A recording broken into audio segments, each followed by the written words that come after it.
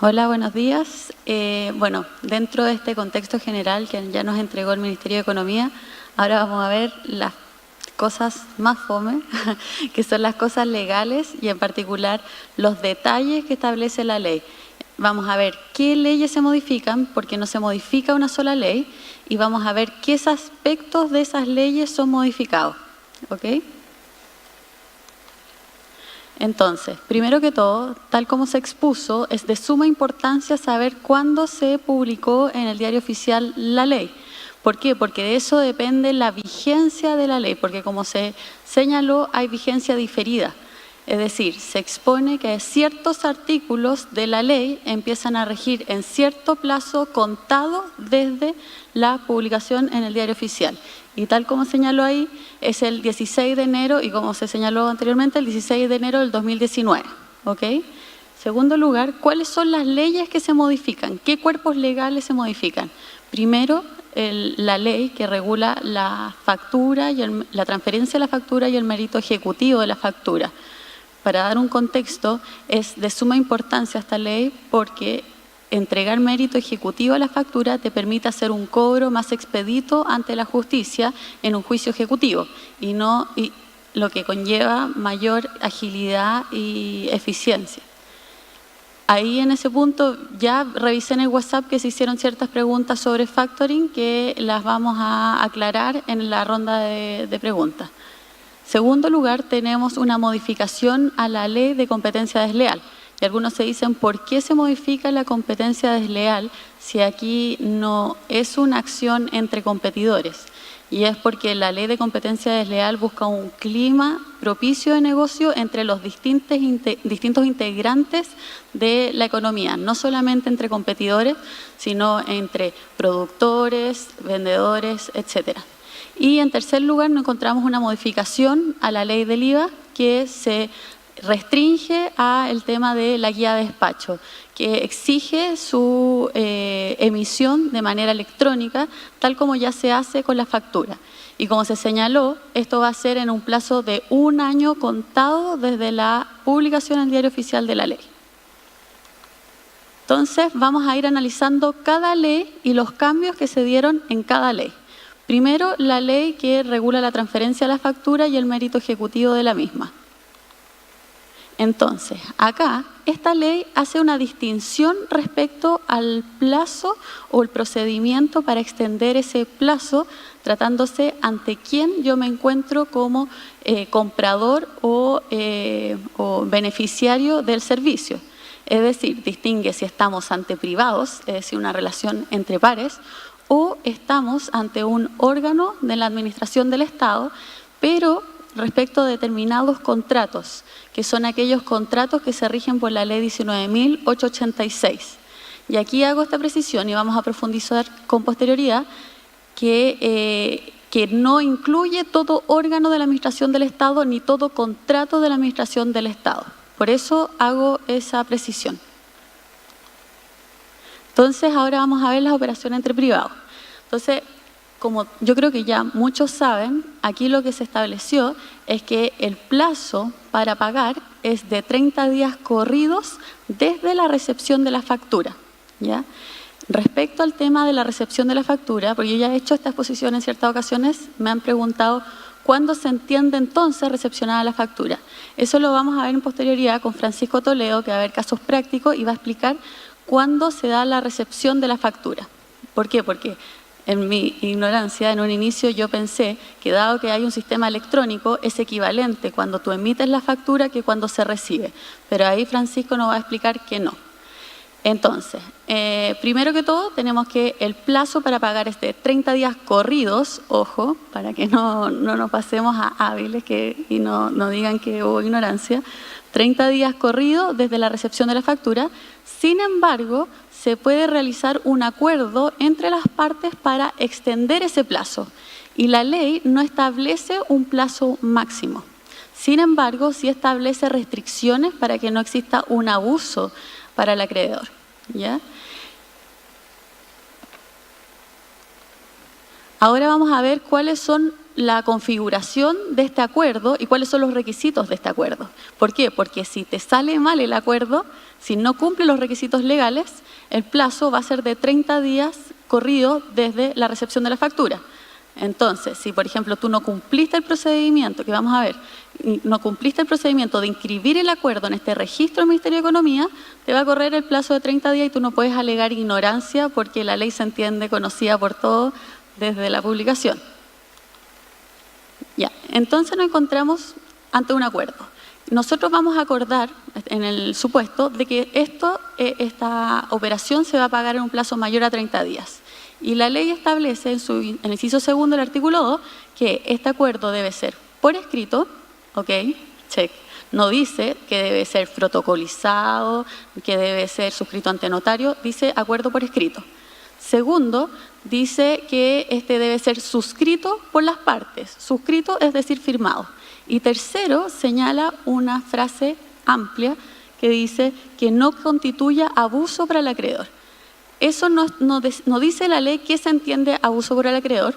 Hay ciertas cláusulas que se entiende que son un abuso para el acreedor, pero al decir algo así, como abogada, me parece que amplía el espectro de lo que podemos encontrarnos ante el abuso para el acreedor y va a ser un elemento que se va a tener que determinar durante la práctica de la ley. Luego de que se firma este acuerdo, se debe inscribir en el registro del Ministerio de Economía. Y esta inscripción debe ser en el plazo de 5 días hábiles. Aquí cambia. Antes decíamos 30 días corridos para el pago. Ahora son 5 días hábiles para inscribirlo en el registro del Ministerio de Economía. Y al respecto, se va a emitir un reglamento que debiera regular esta inscripción. Luego en la ronda de preguntas vamos a preguntar al Ministerio de Economía cómo va el reglamento y cómo va el registro. ¿Y cuándo va a estar el registro? Y por último, la ley señala que la factura misma debe mencionar el plazo de pago. Es decir, si se acordó un plazo de pago distinto a los 30 días, debe señalarse la factura. Si en la factura no se dice nada, aunque tú hayas hecho el acuerdo, se entiende que el plazo es de 30 días contado desde la recepción de la factura. Ahora, como yo les decía, un acuerdo que no esté bien hecho, que no cumpla los requisitos que dice la ley, no produce efecto alguno. ¿Y qué significa que no produzca efecto alguno? Es que se va a tener que pagar el saldo insoluto de la factura en los 30 días corridos. Si no los pagan en 30 días corridos, se dan los castigos que establece la ley a un pago tardío. Acá la ley no solamente establece los 3 requisitos que le había dicho antes, que son bastante generales, sino que también establece cláusulas especiales que están prohibidas y por tanto, si tú las incluyes, no producen efecto alguno. Primero que todo, dice aquella cláusula que intente demorar indebidamente el pago. Eso lo dice de manera general. Y luego dice, como por ejemplo, serían las siguientes. Y al señalar las siguientes, señala las que le entreguen la facultad al comprador de modificar o dejar sin efecto el acuerdo. O sea, si tú incluyes una cosa así, no tiene efecto alguno. Que tú establezcas que en caso de retardo se paga un interés menor a aquel que establece la ley. O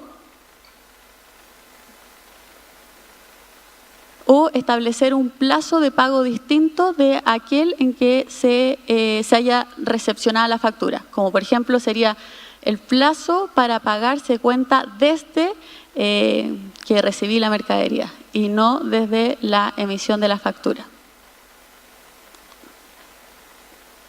Ya, entonces, visto el contexto general, la regla general que son los 30 días corridos, que esto se puede modificar por un acuerdo que debe cumplir ciertas condiciones, ahora vamos a ver cuáles son las consecuencias de no pagar dentro de ese plazo, es decir, dentro de los 30 días corridos o dentro del plazo que se había acordado. Entonces, las consecuencias, tal como se señaló por el Ministerio de Economía, son: te constituyes en mora. Segundo, empieza a correr un interés. Y este interés es definido por la Superintendencia de Bancos e Instituciones Financieras. Bueno, ahí está cambiando con la Comisión de Mercado Financiero, pero es aquella entidad la que define el interés. Y este interés en el 2018 fue de aproximadamente un 14%, como para tener una referencia, porque se va fijando anualmente. Y por último, se da la comisión de cobro, que es un 1% del saldo insoluto, que la idea, según la discusión parlamentaria, es que tenga por objeto recuperar todo lo que te cuesta cobrarle al comprador o al beneficiario del servicio.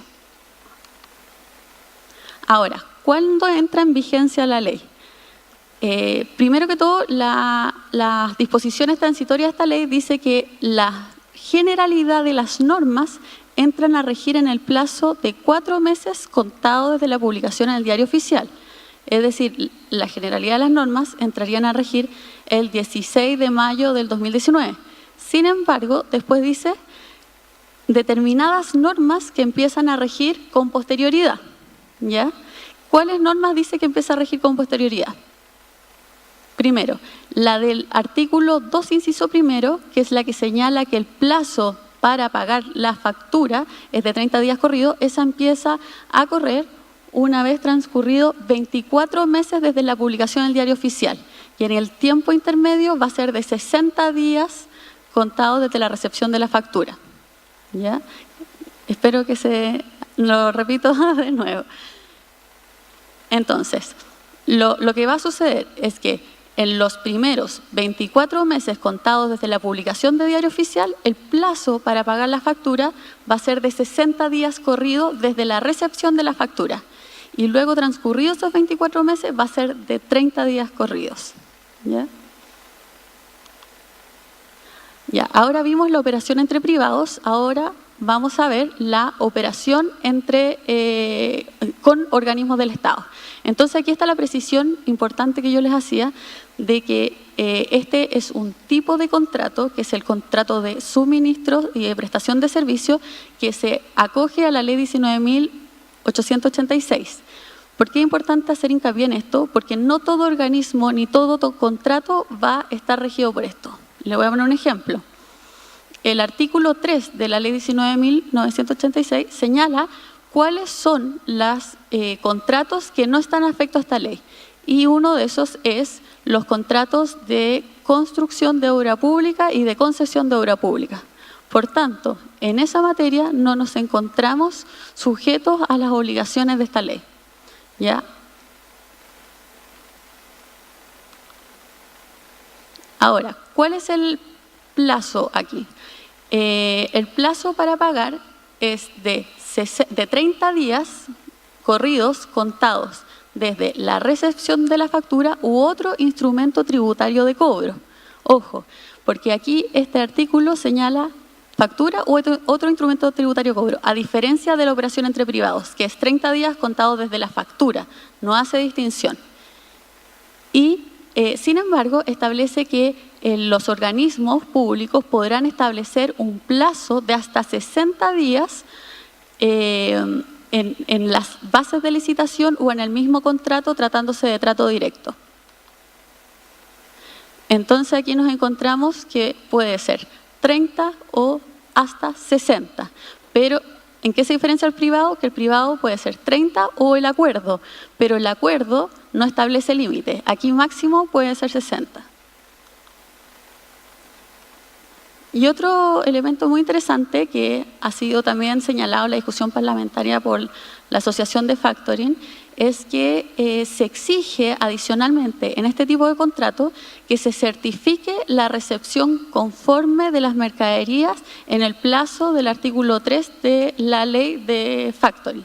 Entonces se genera la duda, y espero que nos puedan aclarar, si es necesaria una certificación adicional o puede regir esta presunción que si en 8 días nada se dice, se entiende aceptada. Pero esto en el sector público, por si acaso. Ya, ¿cuáles son las consecuencias del no pago? Al igual que en las otras operaciones entre privados, nos encontramos con la mora, nos encontramos con el interés, con la comisión de prepago y con la responsabilidad administrativa. Y tal como nos señaló del Ministerio de Economía, la responsabilidad administrativa es todo un procedimiento, requiere un sumario y lo que puede conllevar, cuáles son las consecuencias de tener responsabilidad administrativa si tú eres encontrado que cometiste una infracción a la normativa por un funcionario público. Están las multas, la suspensión, la cesación en el cargo, hay distintas sanciones. Ya, ahora vamos a ver cuándo entra en vigencia respecto a las operaciones del sector público. Está la misma norma, que por la norma general se aplica 4 meses contados desde la publicación del diario oficial. Sin embargo, establece que lo relativo a un artículo determinado que señala las consecuencias del no pago oportuno entrará en vigencia en 1 año contado desde la publicación del diario oficial, que es toda esta normativa relativa a la responsabilidad administrativa, el interés, la comisión de prepago. Y respecto a servicios públicos determinados, que no creo que estemos acá ante esto, pero que son las municipalidades, los servicios de salud, Senabast, etcétera, 29 meses contados desde la publicación del diario oficial, existe esta obligación de pagar, dentro de los plazos que establece la ley, para esos organismos, para las micro, pequeñas y medianas empresas. Y luego de transcurrido 1 año desde esos 29 meses, esa obligación es para todas las empresas.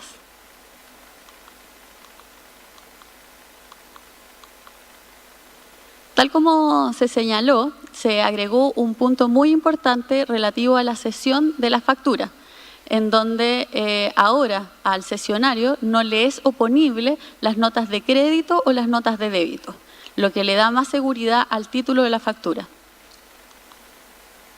Por último, ya estamos terminando, la parte de la norma de la competencia desleal se agrega expresamente que pagar fuera del plazo, o sea, fuera del plazo legal o acordado, acarrea una acción de competencia desleal, con las consecuencias propias de esa ley, que trae un juicio aparejado.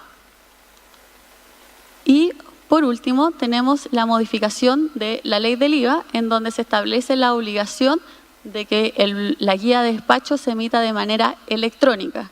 Y esto va a entrar en vigencia en 1 año contado desde la publicación en el diario oficial. Muchas gracias.